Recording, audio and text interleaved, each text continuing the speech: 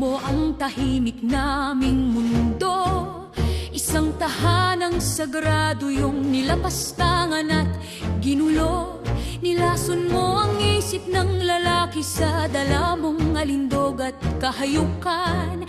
Wala kang konsensya, wala kang hiya, wala kang awa para sirain ang isang buong pamilya. Pati anak namin walang kasalanan sa iyo. Sinaktan mo na nang walang pakundangan. Inagaw mo pati karapatan ng mabuting asawa. Wala kaming kasalanan sa iyo para gawin mo itong kahayupan na ito. Saan nanggaling ang iyong karapatan para kami wasakin? Para ang tahanang tahimik ay iyong apihin at iyong tibagin. Lalaki, dati ang kamay mo'y may haplos na paglalambing at pag-aaruga. Noong nakasama mo yung babaeng haliparot, katinuan mo na kurakot. Niloko mo na nga ako, bumagas pa sa katawan ko ng iyong kamao. Ang prinsipyo mong makatao, Maka-Diyos, maka-pamilya, iyong tinalikuran.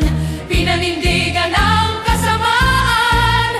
Dangal at kaluluwa mo'y iyong ipinagpalit. Iniwang wasak ang tahanang dati buo at marikit.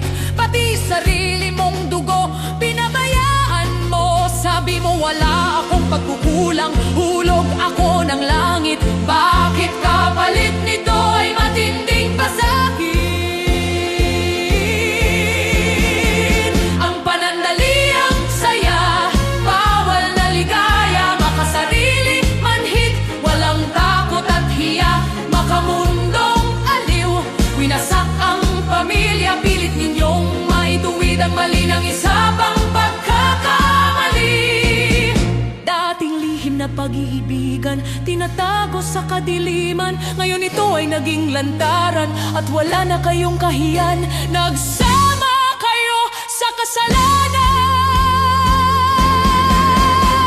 Kami man ay iniwan sa gitna ng unos at pasakit.